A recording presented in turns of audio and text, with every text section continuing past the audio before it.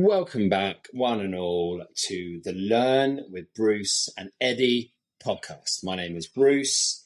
I always think of like Bruce. Who is Bruce? Bruce is I'm a transformation coach.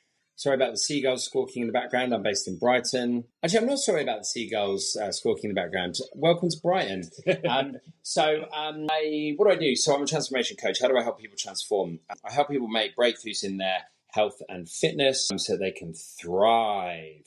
Because boy, did I not thrive until I discovered exercise and yoga and some of these things that we've already touched on in previous podcasts. If you want to go and check those out, they're all available. And I'm here with my main man, Eddie. What's up, Eddie? Guys? How's it going? Yeah, I'm Eddie. Who am I? What do I do? Similar to Bruce, I help people through movement, through awareness.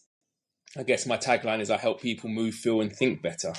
But I'm also just a dude, just a guy who has been in this world of health, fitness, transformation, understanding ourselves for about 20 years. And today we're going to talk about nutrition. First, we're going to talk about what we're not. We're not nutritionists. Yeah, right. Yeah. And we are just guys with experience who are interested in this stuff and have had some time in the trenches, trying, failing, succeeding. In all different aspects, and we're just going to share today with you our experience. That's it. And understanding of nutrition. That's it. So this podcast is really aimed to just like give you in 20, 30 minutes, kind of like, I don't know, something you can just upload whether you're on a drive, out for a run, what have you, and just hear from us from our own experiences. So yeah, we've gone on, a transformation from one place of being like less healthy and less fulfilled and unhappy to like where we are now. And, growth is like, a process. So we're on this, together, and we're on this with you. But maybe we've got some like little nuggets of wisdom to share with you. So let's, so where to begin with, nutrition. Eddie, you said a lovely little catchphrase just before the pod about like this is what everybody wants to know about, right? Well, everyone wants to know how to eat, right? Yeah. Right? Everyone wants to know what diet to follow. What's the hack? Everyone wants to know who's got it right, who's got it wrong. It's so true. Right? And we're living in this age of too much information, so nobody knows what to do, so they don't do anything. I'm surprised anybody knows what to eat at any given moment, because it seems like everything is carcinogenic. Everything is bad. Yeah. Right. So for every diet, there's a camp of people that say, right, this is the only way to do it, and then there's a camp of people who say that's going to kill you. Yeah. Right. So like, how do you decipher it? How do you go about it? My experience is I come from a background of fitness, of started out in bodybuilding, which involves eating a lot. Then I kind of got into health, where my eating was based around longevity and feeling better, not just putting on muscle. And I've kind of gone through, like I said, the trenches, and I've pretty much tried everything out there from, I was vegan for 6 years. Before that, I just grew up eating junk food and eating shit. I've tried carnivore, I've tried keto, high carb, low carb, all of these fucking variations that you see. I've had a go at it because I like to get experience of the thing. I don't like to read about it. I don't want to hear someone's opinion about it. I want to try it and experience it. So one thing I would say to people is do that. Go out and just try different things and be open for it not working and putting it down and picking something up and trying that. So go out and experience it for yourself, because we are all individual, and something that works for me might wreak havoc for you and vice versa. So the best thing you can do with nutrition is take agency over your nutrition and start to try things. But if you're here for a short, quick answer, you want to take the blue pill, what do I need to eat? It's super simple. Whether you're vegan, vegetarian, carnivore, whatever you identify as, nutritionally, is just to eat whole foods that come from the ground, directly from the ground, directly off an animal, directly from a tree. That's what you want to be eating. You don't want to be putting natural stuff. If it comes in a box, right? If it comes in a package, it's most probably overly processed. Yeah. And processed food isn't bad, because processed food has kept us alive for thousands of years. Ultra processed food, ultra refined food is the stuff you want to avoid. Technically, a tin of tomatoes has been processed, not necessarily that bad, right? We need to process food to preserve it. But ultra processed foods, things that have lots of refined sugar, things that have, if you look on the back of a packet and you can't pronounce the ingredient, probably not that good for you. That's what you want to avoid. Where do you think that line is? Where do you think ultra process stops and starts? Like, is an almond croissant ultra process? Yes. Damn it. Generally, the rule of thumb, if it has more than 3 ingredients, it's most probably ultra processed. So I'm going to jump here and I'm going to say something on that, which is, in my experience, so I do a lot of meal prepping. I've got a shitload of food behind He's us. literally got trays and pots full of shit behind I've us just, right now, and because I ate so much, that's literally just going to last me 2 days. I'm so gutted about that. But anyway, but this is the point. Like, I don't mind cooking. Some people really hate it, but I think it's the best way to control what goes in your body. Like, so going and buying the Whole Foods, the nice stuff, where you know where it's been sourced. You know, when you go into a restaurant cafe, you don't know where that fucking food, unless it tells you, unless it actually specifies. But usually you don't know. So, and you certainly don't know what's in it. You might know the main ingredients, but you don't know how much oil they're using or what else they've added to it, how they've cooked it necessarily. Well, they probably tell you how they cooked it. But anyway, you get my point. There's like, you can control what you cook because you're bloody cooking it. So, but I find that if I'm trying to control 100% of what goes into my body, I get obsessive. And I just get to a point where, it's stressful and I can't do it. So I actually stole this from other coaches in the industry who coach people around an 80-20 rule. So for 80% of the time, if you can control what goes in your body, the other 20% of the time, go and have that thing, that almond croissant or whatever it is that you want. Because I think, the body is quite good at obviously, processing stuff. We've got a liver, which, its sole purpose is to get rid of toxins. Quite a lot of stuff you eat, you poo out. You might have noticed that. Anyone listening to this? Talk a lot about death and now I'm talking about poo. So anyway, at least I've moved off of death. So anyway, I think like I have found that, that little degree of flexibility really helps me to make sure that at least 80% of my food I control. Otherwise, I'm just out there eating what the fuck I want because I've just snapped and I can't do it. So on that subject, say if I have an almond croissant, I kind of know that, it might be processed, but I also know that it's like quite high in my carbs and fats. So, and it's delicious. And it's fucking delicious. Yeah. And, we've talked about yoga on the last podcast. There's this idea of like tantra, which is just like if you're going to have something pleasant, just lose yourself in that. Like, so just don't think, oh, this is so naughty. You're going to eat an almond croissant, like dribble down your face and make noises while you're doing it. Otherwise, what's the point? So, but let's, what I do is I kind of, if I have an almond croissant, I'm mindful now through my own fitness journey of like, okay, I know what's in that from a macronutrient point of view. So what are the macronutrients, Eddie? Protein, carbohydrate, fat. Simple as that. Did everyone hear that? Protein, carbohydrate. That make it sound so seductive. It is seductive. So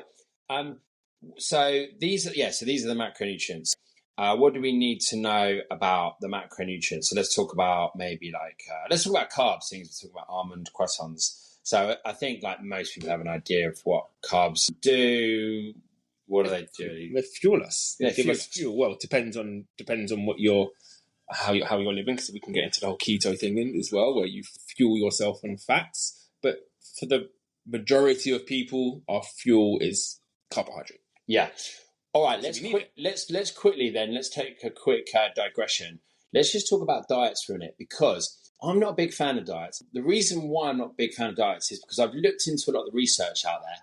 And a lot of the research that I've seen indicates that people just yo-yo back to exactly where they were. Keto, juice, bloody whatever it might be. So I'm not a big fan. I'm glad you've clearly made a noise that suggests, you also. So cool. Right. So we've dealt with that. So don't do that. Because don't restrict yourself. Because I think like one of the things that really pains me, and I think it's something that's socialized into particularly women, is this notion of like really heavily reducing carbs. Yeah. It really upsets me because what did carbs ever do to upset you?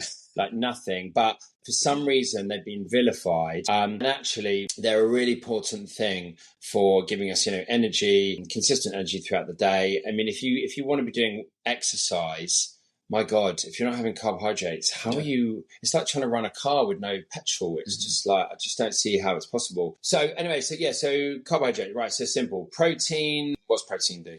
Helps to repair, to restore, mainly. Yeah.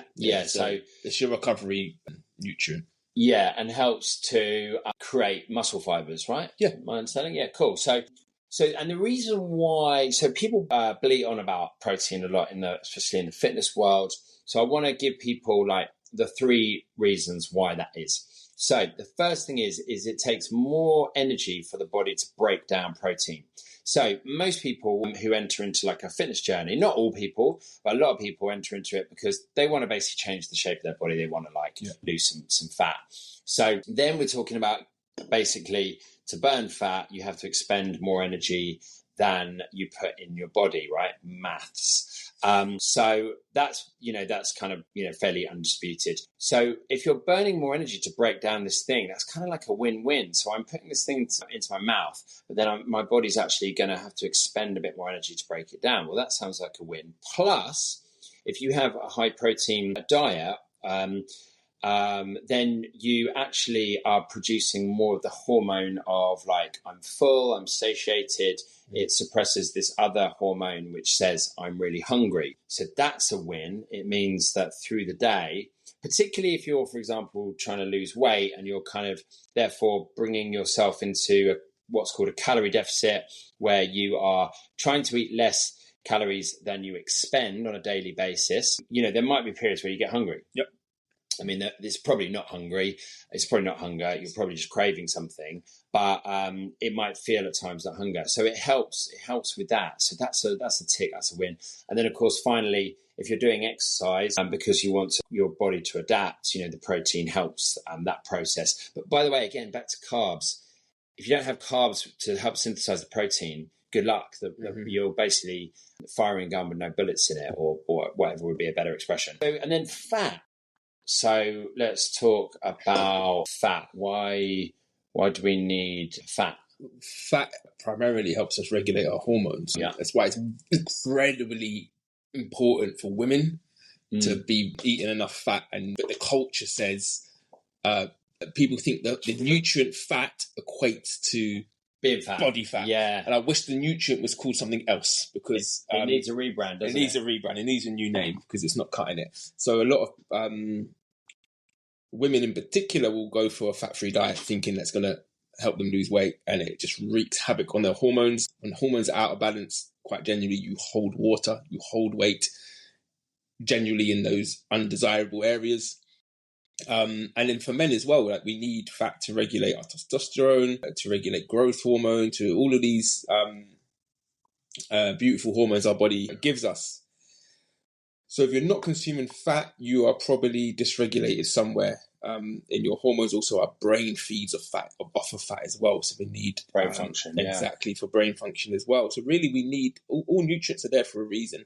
And I know there's probably some guys or girls who are listening to this who are following the keto diet who are laughing at us because they're on the keto and they're feeling great. And my experience of keto is it feels great until it doesn't. And there always becomes a point where it doesn't. And that's always an indication, right? Because if you're on a particular diet and it's the diet and you swear by it and you think this is the way, then you should feel good all the fucking time. And my experience of doing carnivore, of doing keto, of doing all these other things, these other prescriptive diets, is that they work until they don't.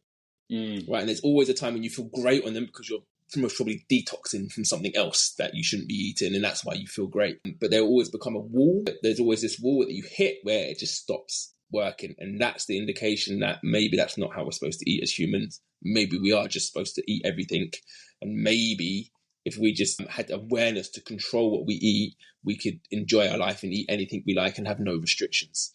And that's where I want to get my clients to. That's where I want to get myself to. The more you restrict yourself, the more stress you cause. Because we can start to talk about the emotional relationship with food as well.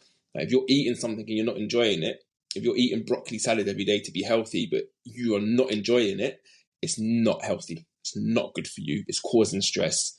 Stress rises cortisol. Cortisol holds onto fat and water. You're not going to reach your goals. So you're better off eating something you actually fucking enjoy, and just regulating the things that you know are bad for you.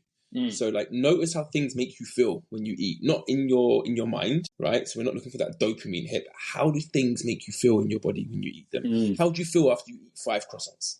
Okay, you feel shit probably, right? Maybe don't eat 5 croissants. How do you feel the day after you smashed a massive bar of dairy milk before you went to bed? You wake up the next day, you probably feel, okay, right, note that, probably shouldn't do that, right? I've had a breakfast full of eggs and steak and I felt fucking amazing. Maybe I should eat a bit more of that. It kind of ties back into our podcast with yoga. It's about awareness. Yeah. No one can tell you what's right or what's wrong or what you should or shouldn't eat. You need to find it out by yourself by being brutally honest with how things make you feel in your body when you eat them. Because eating broccoli salad every day doesn't make me feel good. Yeah. You're going to be depleted of energy. You're going to feel pretty tired pretty fast. So I think that's really good. I think for me, my experience, what was a big turning point is these little discoveries. So like dopamine, I started to learn about dopamine through my cocaine addiction, where I realized, okay, why do I have no impulse control? And obviously that plays out massively in food. Like if I feel the urge for a little treat, which basically is dopamine, it's a little reward chemical, I'll go and get some Haribo or some peanut M&Ms, and then I'll smash the bag because I've got no self control. And then I feel pretty awful afterwards. I feel like this weird sugar rush, which is like really weird. But I think there's things. So dopamine and impulse control, I think is really relevant in terms of like nutrition. I think a couple of things for me, I don't have that kind of stuff in the house, so that I just, the temptation to go and draw for them isn't there. I think too, as well, if I'm reaching for something, I try to maybe just pause.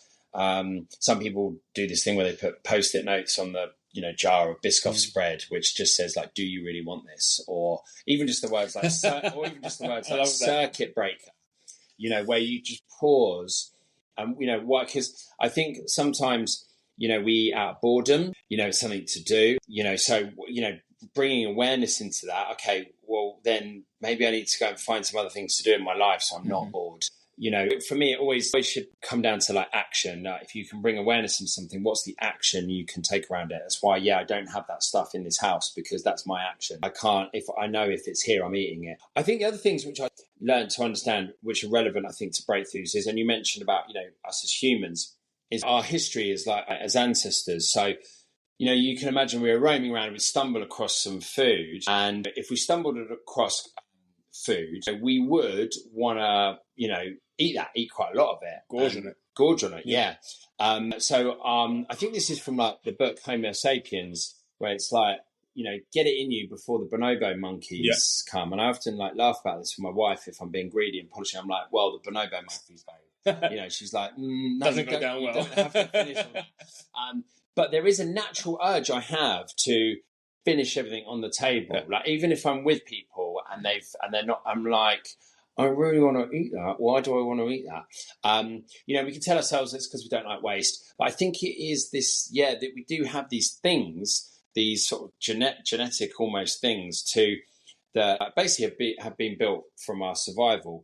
And again, it's just being aware of that and then maybe like taking some action around it. So that's why I quite like meal prepping and planning. And by the way, I used to hate this idea of tracking, like a lot of people. And I think the reason why I hated tracking is because it's a bit geeky, it's very fitnessy. And I also kind of really thought, and it does a little bit take the joy out of, you don't want to be walking around MyFitnessPal, kind of everything you eat and like adding it into your little day. What fun is that? But for me, a big turning point was when I started to kind of really get a bit scientific and data driven about, okay, so if I'm working out and I'm measuring, the weights I'm lifting and the sets, why can't I apply that same logic to kind of what goes into my body? I should. And I really want to get strong and I really want to get healthy. So if I have to do this kind of thing every now and again, well, that's okay. But it also kind of taught me quite a lot about food, about portions, about actually how much I need to sustain energy through the day. Because, of course, everyone's had that experience where they eat too much and they hit a wall. Yeah. Like when we were roaming around, we were gorging. And guess what? We probably sat asleep under a tree. Like you see lions on David Attenborough's, they eat and then they sleep under the tree because, their body's like busy processing this. Is that practical to life? No. If you have a big lunch, it's probably shit you need to get done in the afternoon. You probably can't necessarily have a nap. So we could talk about that in terms of, the frequency of eating. I mean, have you found something that works for you in terms of frequency, or are you like a breakfast, lunch, dinner man? It changes. It changes with the seasons. It changes with how I'm training. This is another thing, not just applicable to nutrition, but just fucking everything in life. Like, be open to change and stuff, and realize that some things work until they don't. So ride that wave, and then when it stops working, assess and make changes. I used to fast religiously. I used to eat 2 meals a day. I'd fast 16 to 18 hours, and I'd break my fast at 1 p.m. Did that for years, and because it felt good to begin with, and I just carried on doing it. I woke up one day and realized I wasn't feeling that great. Right. And I was like, maybe I need to change. And I had a lot of stress at the time. Possibly self-diagnosed adrenal fatigue where I was fucked. And I was speaking to an actual nutritionist, and she was like, "Are you eating breakfast?" And I was like, no, I'm fasting because it's really good for you. She's like, "Fuck, mate, you're fucking yourself by fasting constantly. You're increasing your cortisol levels, your stress levels. You need to be eating within half an hour of waking up." And I was like, no fucking way. I'm not a breakfast person. Anyway, did you say like for small spells it was okay? Was it like it was amazing, mate. Yeah, but generally, if you've got a lot of fatigue, a lot of stress, you want to get something in your body quite early. In the earlier the better. So she said within like half an hour to an hour, which I kind of started to force myself to do. I said, I'm actually going to just listen to her and try this, and it completely changed my life. I eat breakfast religiously now every day. I quite often smash steak and eggs, and I've quite a high protein breakfast to get me going, and it's completely transformed my mindset. It's my brain power, the energy I have in my body. So now I tend to eat 3 times a day, and then I will intuitively fast once or twice a month. I just be like, for 24 hours? Anything from 12 to 36. Right, nice. Again, I don't set a mark on it. I just go for however long feels good. Sometimes it's longer, sometimes it's honor it. It's short. But you might be different. You might actually thrive on fasting in the morning. This is why you've got to try these things and not religiously stick to them and see what works for you. You can't read the shit in the book. Yeah. Right? You've got to go and experience it. And talking about tracking as well, like, I'm not a fan of tracking, but tracking can be hugely beneficial for people who lack awareness. So you can track your food for 6 weeks. I've done tracking way back when I was bodybuilding, and I just can't do that anymore. It's quite obsessive, isn't it? It is, and I'm an obsessive guy. Exactly, right. I used to have an alarm on my watch when it went off. I had to smash my chicken and broccoli, and I hated it. I didn't enjoy it. I was causing so much unnecessary stress. But what it did for me is I now know I can look at a plate of food and I can kind of work out what's on that. Yeah. Right, I've got that awareness. To tracking. Yeah, and another thing is tracking works. Yeah, of course it does. It works. So for all you obsessive guys out there and girls, go do the tracking. It's going to work. You're going to reach your goals. Like, it's fucking great, but it's not a lifestyle. Do it for a short period of time. Get the awareness, get the results, and then learn to kind of move intuitively if you can. I'd 100% agree with that. I think one of the things that tracking really taught me, and so this is a nice little segue into how nutritionally dense certain foods are. So until not that long ago, I had no idea that like 80 grams of pasta versus 80 grams of potatoes just looks like, in terms of the volume of food, the amount of potatoes is like vastly different versus when you look at just the now obviously the pasta like expands in the water, but also just in terms of how much nutrients both have. So the potatoes will literally fill me up more because it's more volume, it's less like and but also there's like more nutrients in these potatoes. So I've just started smashing so much more potatoes than I've ever done in my life. And you can steam them, which is one for me easy, but also helps to retain a lot of those nutrients. So I've become very aware of like how I cook my food. If you're like frying lots of food or putting lots of, or even oven baking stuff in like oil, you lose nutrients through the heat. Steaming actually keeps a lot of the nutrients. So I really like to steam as much my veg as possible. Probably like 5 years ago, and there might be people listening to this going like, steamed veg, that sounds rank. But the thing is like, what bugs me is like, it probably isn't as tasty as, of course it's not as tasty as like carrots with honey glaze, right? Of course it's not. But like, what I've noticed is like, I changed my taste buds quite a lot. to maybe like not crave like salty, sugary. And I think, you have to kind of do that. If you're obsessed with really tasty foods, well, good luck, I don't know, like losing weight, for example. I think you have to kind of like take responsibility and take some action. And my taste buds have, adapted. I think from actually, I also was like vegan for a little while. And so I was eating a lot more salad and vegetables, and I learned to really enjoy them. And I wonder if that is like, it must be like my taste buds responding to my body saying, give me more of that. So then it's suddenly like when I had peas, I'd be like, wow, why do these peas taste so good? And it's probably my body saying, because we really need fiber and we really need protein. So smash those peas, mate. So things like that, I think, are particularly relevant, how much like nutrients are in food, but also looking at what can fill you up, particularly if you're trying to like lose weight. So like potatoes are your friend, vegetables, fruits are your friend. They've got lots of fiber. They're going to make you feel fuller. And plus they're just going to give you a nice, healthy digestive system. That's the second time I've mentioned pooing, but we are talking about nutrition. So we touched a little bit on frequency. Yeah. Should we talk about like calories? We mentioned about like calorie deficit, and we've just sort of mentioned about like, pasta versus potatoes. But is there anything that you've sort of learned or, about sort of calories and how people can avoid high calories or anything? Just understanding them and understanding that the things that seem small, like kind of Coke or a bag of M&Ms, have a shitload of calories in them. So just replacing that with whole foods. A lot of people don't understand the amount of calories that are in some of these ultra processed or refined foods. So just understanding a rough ballpark of what's in the food you're eating is really, really important, and trying to get as much of your calories from whole foods as possible. But it's, again, simple maths. If you want to lose weight, you need to expend more energy than you're ingesting. And if you want to put on muscle, you need to ingest more than you're expending. And it's just simple as that. And everyone's trying to find the magic way of doing it. And it's just basic maths. It is, unfortunately. That's really fucking boring. It is really boring. And that's what I tried for a long time, to not be a tracker. And then now I've started tracking. I've managed to shift the weight that I wanted to shift.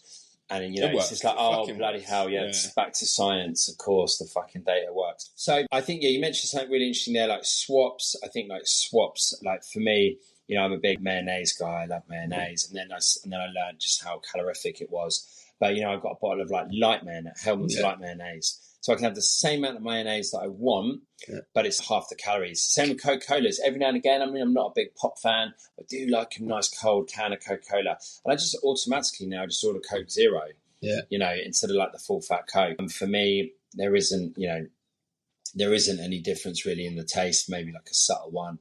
But, I've moved away from Coke so long ago now. It's like with non-alcoholic beers and alcoholic beers. I don't know, what an alcoholic beer necessarily like tastes like once I've had enough time where I'm drinking non-alcoholic beers. So again, it's just sort of adapting and getting over yourself and kind of like, just letting go of some of these things, some of these behaviors that you think have served you and they kind of haven't. What else can we talk about around nutrition? Yeah, I mean, I mentioned like steaming. There's also, if you're like you can create some like starch resistance with certain foods, which can really help with like your blood sugar levels. After steaming potatoes, just leaving them out to sit for a little while. Same thing with things like, cutting up like fresh garlic, letting that sit for a while. The enzymes then release. That's really good for gut health. So I think we could, of course, talk about gut health, but I think, having a nice fibrous diet is a good way to provide your microbiome with what they need and what they're looking for. And by the way, there's evidence now to show that the vagus nerve between the brain and the belly, the communication runs both ways. So it's not just the head communicating to the belly communicating up to the head. So we've almost got this second brain, which is our belly. So what you put inside you is obviously really, really important. And then what else could we say? I mean, I've started to take a little walk. Speaking about blood sugar levels, I've started to take a walk after meals where I can. There's like a strong body of evidence now to show that really helps regulate your sort of blood sugar levels. So, and helps to kind of like, with your digestion process, it kind of just like kicks everything into gear and just helps you kind of like process that food. What else? I think it's often quite a good idea, maybe, if you are going to have like, lots of, I don't know, one thing, carbs or fat or lots of drinks, to think about like calorie sort of banking. So I've started to, where I have like, I don't know, quite a lot of, say if I have an almond croissant, I try to then, my next meal, I try to just take a little bit less carbs and fats out of what I choose. Yeah. And then that helps to, balance it out. It's just a balancing game. It's awareness. If you eat something shit, follow it by something that's, relatively good for you. If I'm going to eat, we're going to have to go out and get some almond croissants after this. But if I was to eat an almond croissant, I'm not going to eat a Big Mac for my lunch. I'm going to go and eat, a steak, get some eggs, get a bit of fruit or whatnot. You're constantly balancing it out. And the emotional side of it as well is that if you eat something that is ultra refined, like you haven't failed or you haven't done anything wrong. No, yeah. Right? You just, like Bruce said at the beginning, fucking enjoy it. Get back on the train. Like, I think the biggest takeaways from this is the 80-20 concept. 80% of the time, eat things that you know are going to nourish you. 20% of the time, go fucking wild. Yeah. And then noticing how things make you feel. Because something that might be healthy for someone else might not be healthy for you. And it might not feel good. And you might just carry on doing something that's causing damage because you think it's the right thing when it's not. Yeah. So always coming back to feeling, how's it feel in your body? One thing I've realised recently is that my body doesn't process rice. Like I ate so much rice when I was vegan. Yeah. I love rice. And then through this awareness, I started to realise that when I took rice away, I felt better. Interesting. And then I started bringing rice back in and I felt shit. And I was like, I didn't see this correlation before. You're right with potatoes. Potatoes absolutely fine. So maybe it's just the rice, different starch. Yeah, but I didn't know until I took it away. Yeah, and then brought it back in. So it's sometimes you don't know how shit you feel because you're in a constant state of feeling shit, and then when you take the shit away, you feel remarkably better. And then when that shit comes back in, then you see it. If that makes sense. Be the architect with this. Play around with it. Try different things. Keep a journal. Write some stuff down. See what comes up, and ultimately find your own diet. Find out what works for you, and be open for it to change. Because what works for you in the summer might not work for you in the winter. Yeah. That's it. And I really like what you said about being kind to yourself, because I think it's progress. You like getting your nutrition perfectly right, and that there are unfortunately people who I do try to do that, and it just leads to, I think, disordered behaviour. Yeah, 100%. And it's just not a good place to be. So anyway, I think that's a good place to end. That's what we're trying to do here, just to allow people to keep growing and empower themselves with the information, knowledge. Hopefully you got something from that. See you on the next one. Big love. See you later, guys.